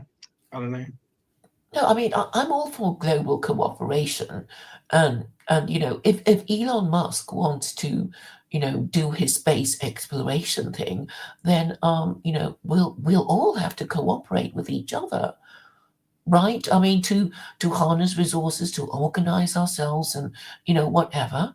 And I see no harm in it. Or why can't we all? All I'll just say get to along? SJJ is fucking okay. Organize an army and invade Russia. Then see how you get on. Or fucking get the US to fucking invade Russia. See how that goes, bro. But See how they're that only goes. left with nukes, which actually makes it more That's likely. all they have is nukes, Yeah. apparently. And it's 1-1 on the ground. Russia will fucking rape any army that is in existence today. Yeah, because If the battle the Chinese hardens, right? did a land war against Russia, I think Russia would still win. Like that's a far call. That's a crazy thing to like even consider. But even then, I think Russia would win. I mean, historically, I don't know. Yeah, that's all. Yeah, because they actually fought a war in World War II. Yeah. If it hadn't been for them, Western Europe would be under the Nazis. Yeah. So, I think it's actually very ungrateful to be so mean to Russia. Let them be. Oh, but they communist, had if all that's what the they want. Lend-Lease though, Claire. They got all the materials. They had all the arms and the ammo. So inevitably they would have won, right? Yeah, because they this enormous land empire, they are capable of organizing themselves, even Yeah. though they gave up on their communism, which China hung on to, because I guess maybe the Chinese have I don't know, better ethics or something, or were more flexible than the Russians when Deng Xiaoping decided to give capitalism or profit sharing a go, and everybody loved it, and that encouraged commerce, which enriched China. Yeah. So Anyway, hold on. I'm gonna have to take a little bit of a break. Okay. So here's my inaugural mute stream bit. I'll be back in a second, Claire. Sorry about this. Alrighty, so I can continue with my mini lecture on global cooperation under secular Quranism. So I'm saying, under this system, countries can keep their national identity and still be cooperative with each other and avoid war. So what is wrong with that? So if the West wants to keep its global empire, what it should do is adopt secular Quranism, so everybody is happier living under the global empire of America, and white people can still take moral and political leadership if they accept correction. And then everybody will think, wow, they turned back from, on their road to perdition. They were capable of correcting themselves when they knew they were wrong. There were still, good, sensible, rational people whose voices prevailed over the insanity of the lunatics in charge of government. That kind of narrative could be woven, and it just needs a good communicator such as myself, and an appealing narrative that could be, well, frankly, I have already constructed it, and all I need is, people prepared to go along with it and say a few words, and say, well, maybe it could work, and maybe I'll speak to my dad about it, that kind of thing, and see what happens. Because I think a lot of people can actually understand what I'm saying. They're just afraid of, the unreasonable people in their family and friendship circles, and their colleagues for not agreeing with it. But Rome was not built in a day. People should expect to make a few sacrifices and take a few risks, and it's not a matter of waiting for the Messiah to arrive, because he's not the maid of all work. And so somebody, we just sort of need to say something or do something, and I'm not, telling people to go over the top like, men in the trenches did in World War One. I'm just saying, just have a conversation with somebody you think you can trust, and that's it. Yeah. I recently looked into the over the top thing in World War One. So apparently it was kind of you couldn't stop it once an attack was called, from the higher ups. You couldn't really stop men from going over the top, because it took such organization for such, thousands of men, 100,000 at a time. We're talking about. If you look at the stats on battles, like in World War One versus World War Two, it was staggering in terms of, in a set battle. In World War One, we were talking hundreds of thousands of casualties minimum. That would go on for days. Whereas in World War Two, you had skirmishes, you had like side battles or whatever, and battles would go on for weeks and weeks. Like, the Battle of Stalingrad or whatever isn't really a battle. It's like a whole combination of different battles. It wasn't like a set piece affair. Yeah. Whereas in World War One, it was like, this is the trenches. This is what we have to gain. We have to do it over a 12-hour period. Oh shit, we lost 100,000 men. Oh fuck. Yeah, it was ridiculous. You What were did we expected do? to run into a hail of bullets. That was what they were expected to do, weren't they? Well, exactly. But but the point was, like, I don't know. The point was that the organization to make the offensive happen, happened way before the decision to send them over the top, and the decision over for the captains to blow the whistles was just really just an afterthought. You know what I mean? Despite the fact that that was the ultimate decision that killed 100,000 men. You know, in the hail of bullets, right?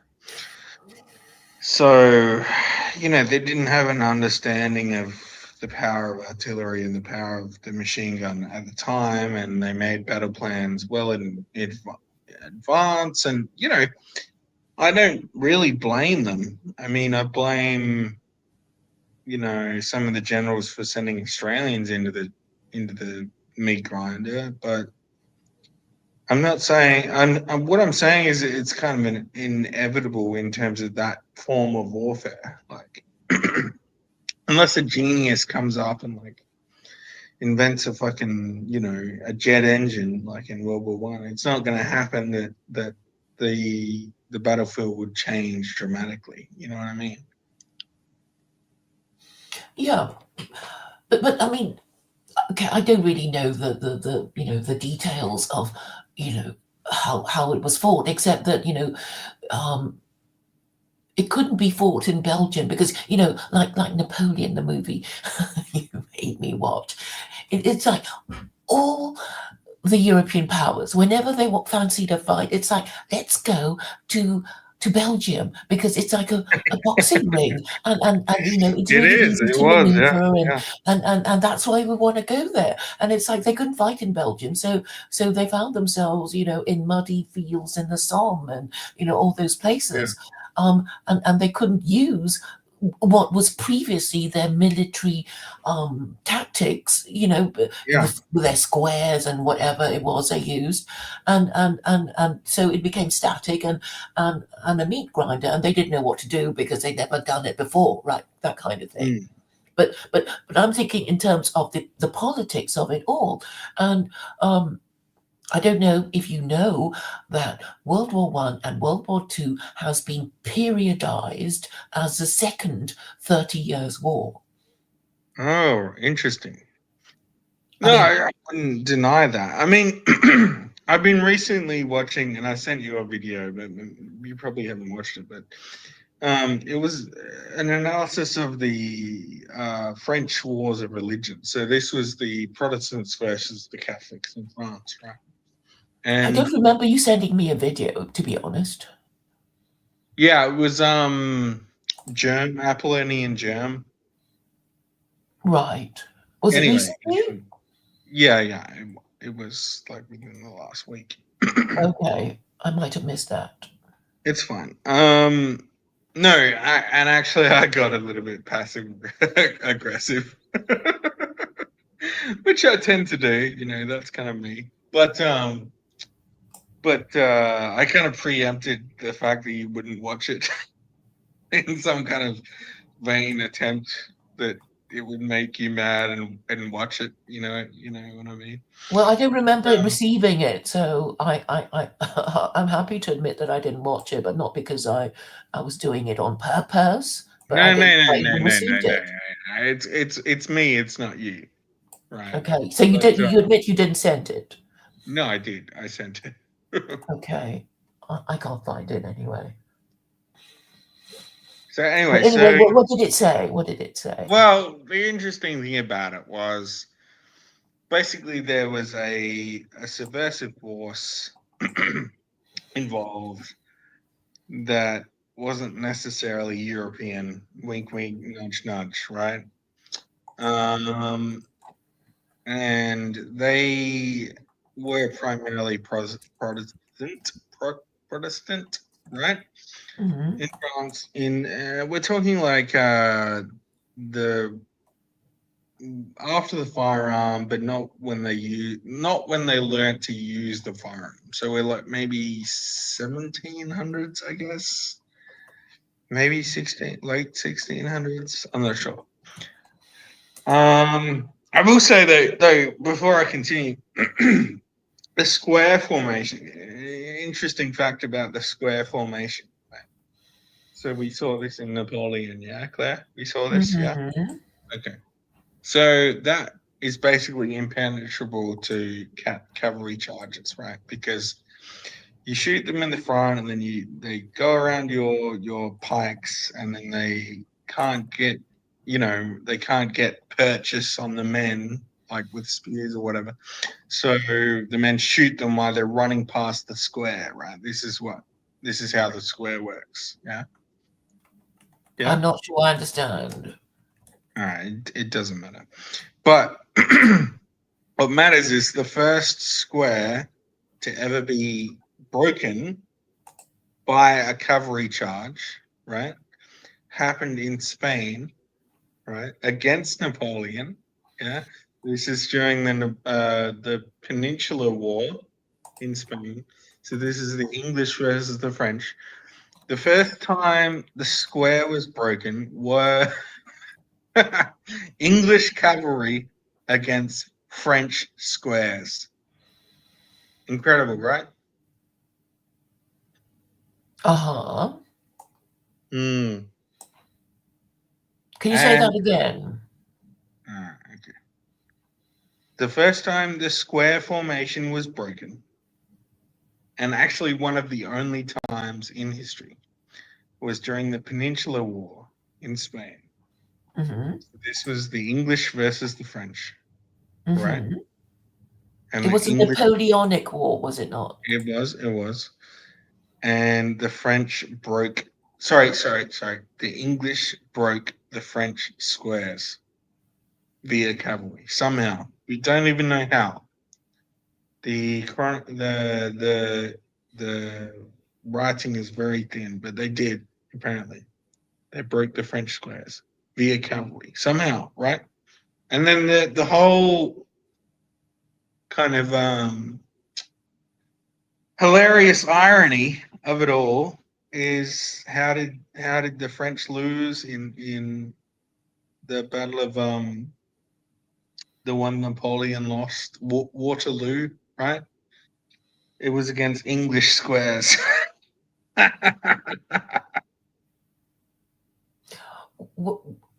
I think it was because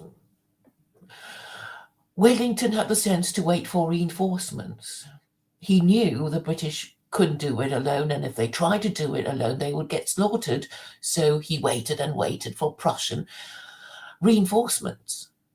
And because he did manage to have the leadership skills to wait, you know, the British prevailed. Otherwise, I guess, in the morning the sun was shining, maybe, and the men were raring to go, and he said, no, we have to wait. And I'm sure that, no, we don't need the Prussians, we can do it. And he said, no, we have to wait.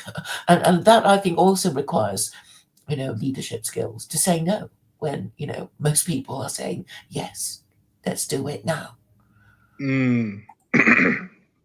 Obviously timing is important. No, yeah, absolutely. In the French Wars of Religion, the Prussians were on the opposite side. Yeah, but what I'm trying to say about World War One and World War Two being periodized as a second 30 Years' War was to make the point that the first 30 Years' War was immensely destructive, and it was so destructive that the people who managed to survive were largely forgiven for their practice of cannibalism, because if you wanted to kill them execute them for murder or punish them, there'd just be no people left in Europe after that. So they had to be forgiven, just to make the point that the military tactics was out of scorched earth. So I guess wells were poisoned and crops destroyed deliberately to bring on a famine. So and I'm sure the story of Hansel and Gretel came from those times. Yeah, maybe. All I'm saying is, you can check up on that. You should look into the French Wars of Religion first before you talk about the 30 Years' War. I know the 30 Years' War was one of the worst things to happen to Europe, and it was the most bloody, possibly even more bloody, like per capita than World War One, right? And there were peasant rebellions, and they got put down. Yeah, it was incredibly destructive to Germany, especially for 30 years. Well, you know, but I don't know. I don't know. It's not what I want to talk about right now. No, but it pertains to European identity. The fact that it was named the European Wars of Religion makes it stand out. There was no American Wars of Religion or Asian Wars of Religion or Australian Wars of Religion. It's the Europeans who had a war, a continent-wide war about their religion. Only they came up with such a thing. So there's Yeah, something peculiar about Europeans or their religion. what I'm telling you though is it wasn't the Europeans that drove that war. It was the Jews. I mean, but yeah, Okay, you can say. I mean that there are some people who blame Christianity on Jews, and in a way they can't sort of say yeah. that it was I'm a not, Jewish psyop all along. yeah, I'm Well, I not know like people like saying that. they're wrong, but No, but I mean there is a reason. I mean, okay, I mean it's clear that the Romans culturally appropriated the religion of Jews, right? That was well, Constantine thought, well, nobody believes in the imperial cult. Nobody really worships an emperor after he's dead because that's what they're supposed to do. And in order to help my empire survive, I should change the religion. And the biggest idea going at this time in the 4th century was Christianity, presumably because of its mercifulness, because Christianity was described as the religion of women and slaves, and so they thought, well, Constantine thought that could save the Roman Empire, but Gibbon, who wrote his volumes on the decline and fall of the Roman Empire, said it was Christianity that caused the fall of the Roman Empire. So I just I'll give him credit for that, just because he spent so much time. I think empires rise and fall. I think it's just the natural cycle of history. Yes, but I think they fall for the same reasons, right?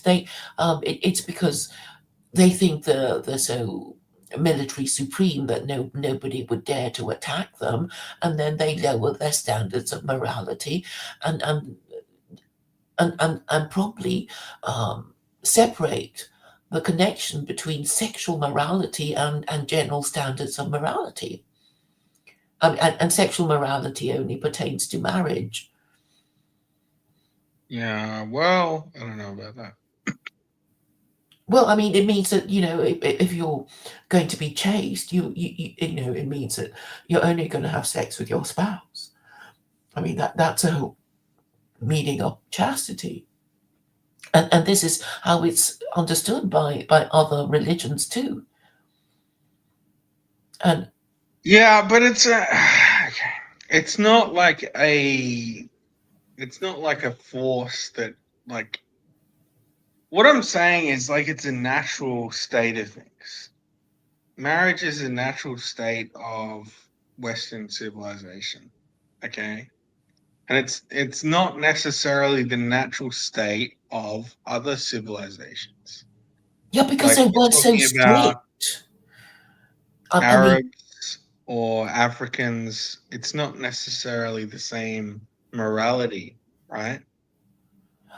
well, I think they know that they're not supposed to have sex with, anyone not their No, spouse. they don't. That's the point. They don't know. In fact, they think it's the best thing that they don't know. Are you sure? Because I think Christianity was so strict about monogamy that even monarchs couldn't have more than one wife. And that was the cause of the English Reformation, because Henry was saying, well, I need a son, and my first wife is too old to bear me any more children. And that's why he wanted. But it wasn't. Okay.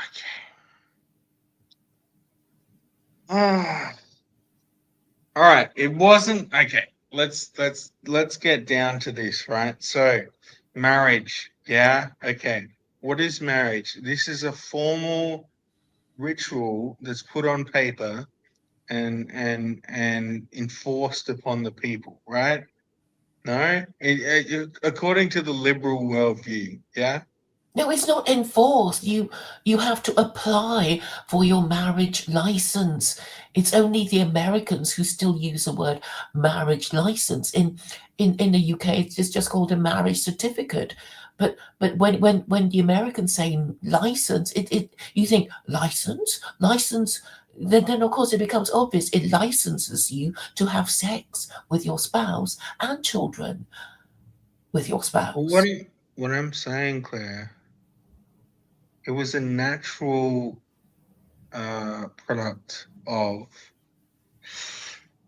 I guess you would say, Anglo-Saxon or Germanic practices that existed for millennia before the church enforced the ritual on the people. Yeah. The Roman Empire, they also practiced marriage. I mean, you can go back and, at some point in history, before the Roman Empire, even somebody worked out that. I think it must have been the onset of when people practiced settled farming. Because okay, if you're nomadic and you just go from place to place and eat, just Okay, so crash it, then you yeah, don't really care about who is really your son, your children. Genghis Khan, yeah. Okay, the Scythians, whatever, right? They weren't. I'm saying, They weren't nomadics. The Romans weren't nomadics. yeah. So they The once the respected Greeks marriage. weren't nomadic. I Right? know. So I'm saying, obviously, people change the rules that they The live under. Persian Empire, they weren't nomadic. Yeah. What's your point? The Arabs were nomadic. What is your point? The Scythians were nomadic. The Bulgarians were nomadic. Yeah.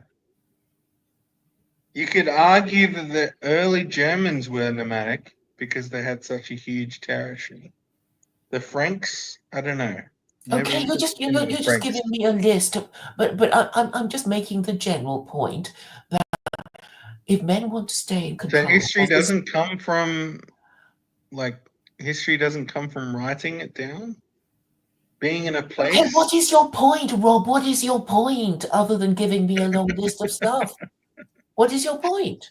My point is, it doesn't come from like a doctrine. It doesn't come from like a book, right? It comes from natural practices. What is your point? Okay, why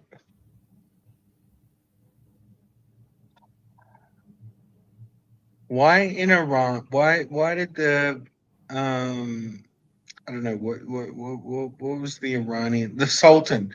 Why did the Sultan have multiple wives? Because he wanted an heir and a spare, and Oh lots my of spares. Oh, so it was just the choice of one individual. Come on. No, because he think because the whole point of being a king is that you have the right to bequeath your leadership position to one of your offspring. That's why they had harems. No. No what? They didn't So have high Alfred heels? of That wasn't the Wessex. purpose? Alfred of Wessex was he had a harem, did he? Claire? Come on. Okay, but what is your point? I don't know what your point is, except that you disagree with me for some reason. What do you disagree with me about? Okay. What I'm saying is people evolve in a certain place and culture evolves because of where they are and how they evolve in that place. Right? Mm-hmm.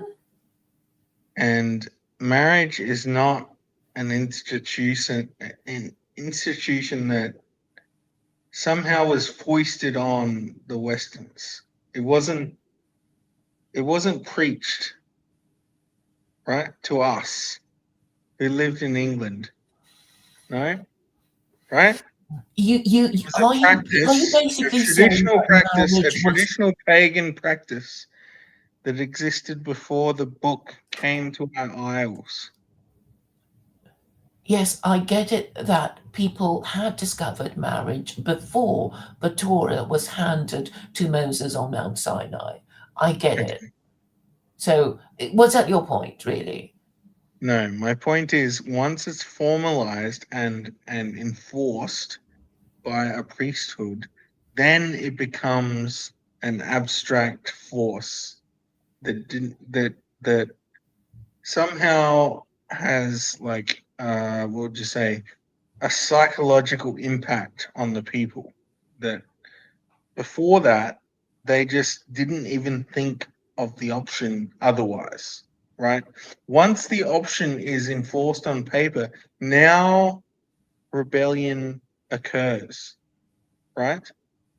Because if you don't know that evil exists, how can you rebel against evil?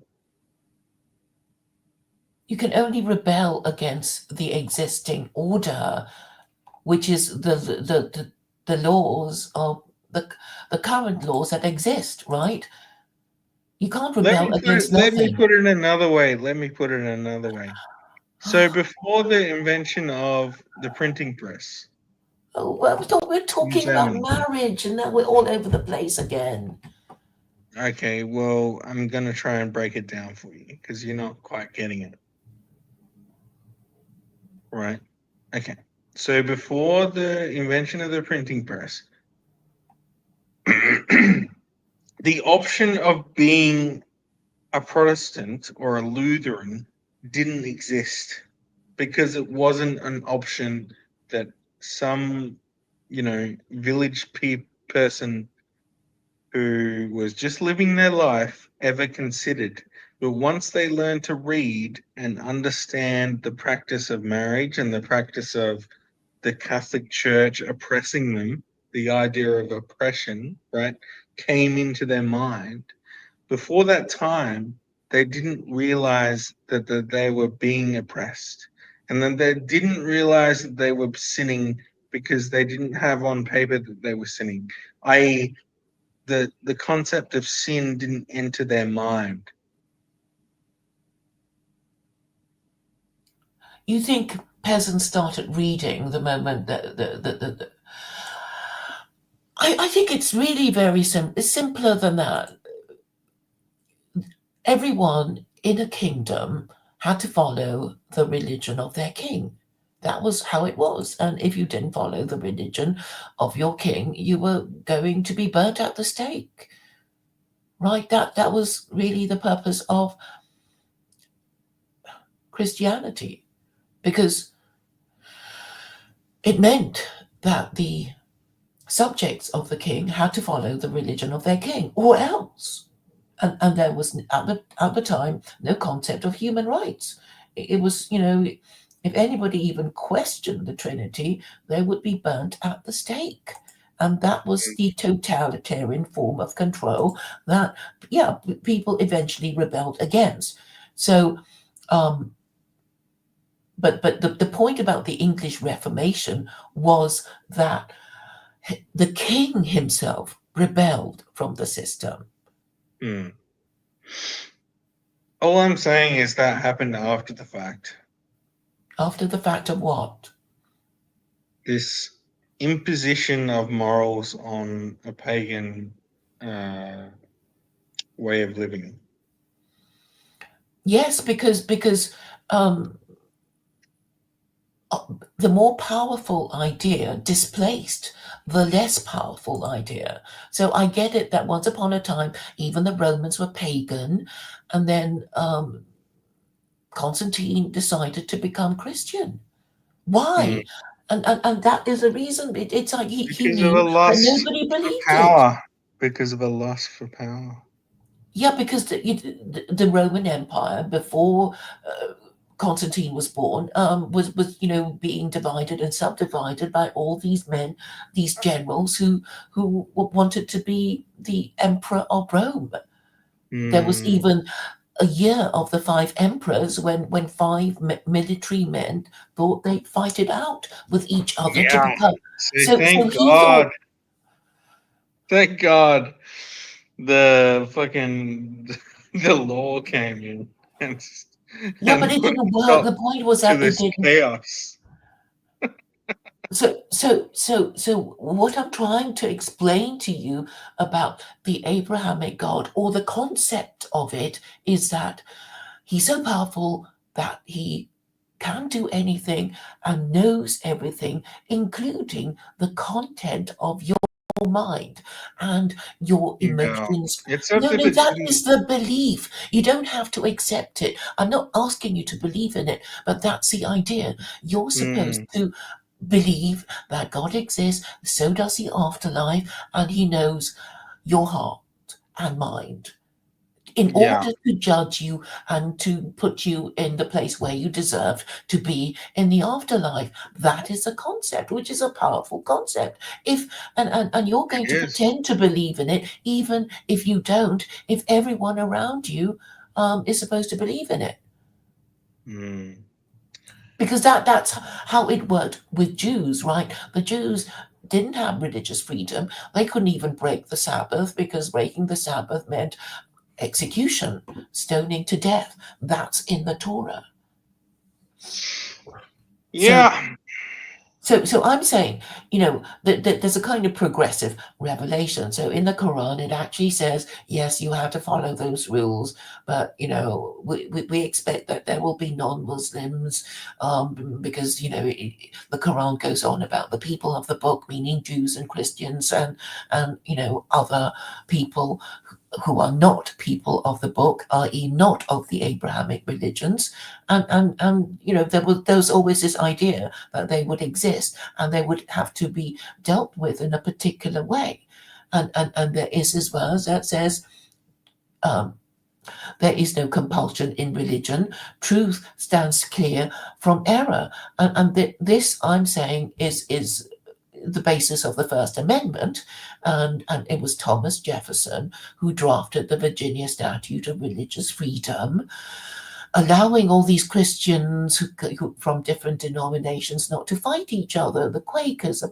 Puritans, the Catholics, the Anglicans, they were fighting, and the Calvinists, they were fighting each other, in Virginia. So I'm saying, obviously all these different white people who were all Christian had to be dealt with. It's like saying we'll all have to agree to disagree. There's no, that there won't be, any established form of Christianity, but we'll all be Christians. And, so that was a founding mythos of America. But now nobody is even pretending to be Christian.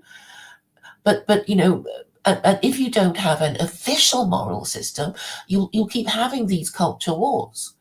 Because look, I get it that even if you have a theocracy and say, this is how it is, anybody who doesn't like it will be executed, you can say that, but eventually there will be rebellion, as you were saying. But what the secret, I think, is to make it seem fair enough so people won't rebel. It's like they won't like it. They won't. Not everybody will agree, but it seems fair enough, and it's not so bad that that people will get angry enough to rebel against it. Because if you think of what happened in Mecca when Muhammad returned to Mecca after being kicked out, and he had to go to Medina. When he returned, there was a Meccan revolution, and obviously at the time, most Meccans, the overwhelming majority of Meccans, were idolaters. So when he came back, he said, all right, things are going to be different, but we're not going to force you. You think whatever you like, and we're not going to hurt you. But we'll destroy your idols, but we're not going to hurt you. You have to obey the law, but we're not going to hurt you if you do. And over time, I guess people just fell in with the whole thing, even if initially most people didn't agree. Because look, you can see how useful it is. It's like, let's say secular Quranism was in force yesterday in Australia. There'll be people who, I didn't like it, I hate it, whatever. But if they became parents and they had children, what are they going to use to frighten their children when they go out and say, don't eat all the cookies or whatever? They're going to say, God is watching. You better not try anything. And parents will use this to frighten their children. And their children will, after 2 or 3 generations, you will have a general belief in the official moral system that I'm talking about. Does that make sense? No, it makes sense. Oh, I thank guess you. one thing that comes to mind is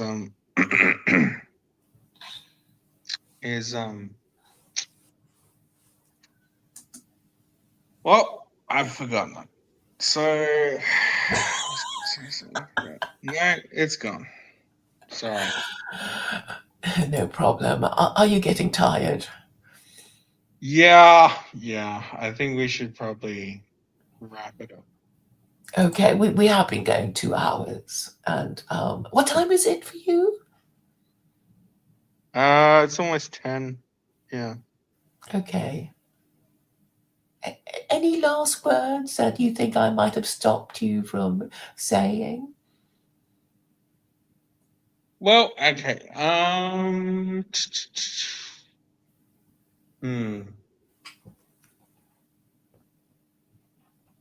I guess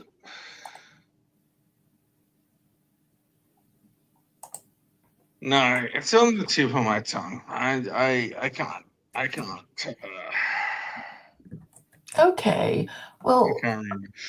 I will try and play my outro though. So if we could not share my screen, how do we not share my screen?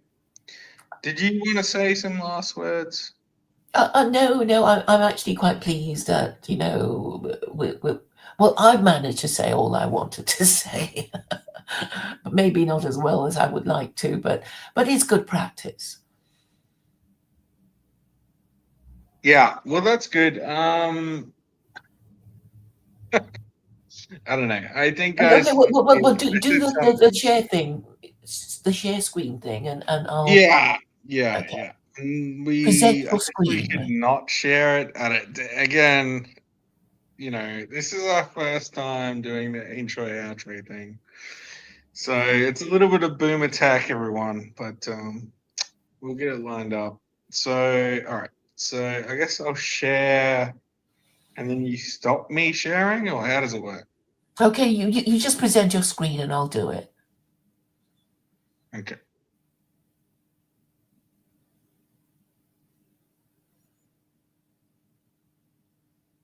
So I guess you don't share now. Okay, so This is not sharing, so I guess we're good.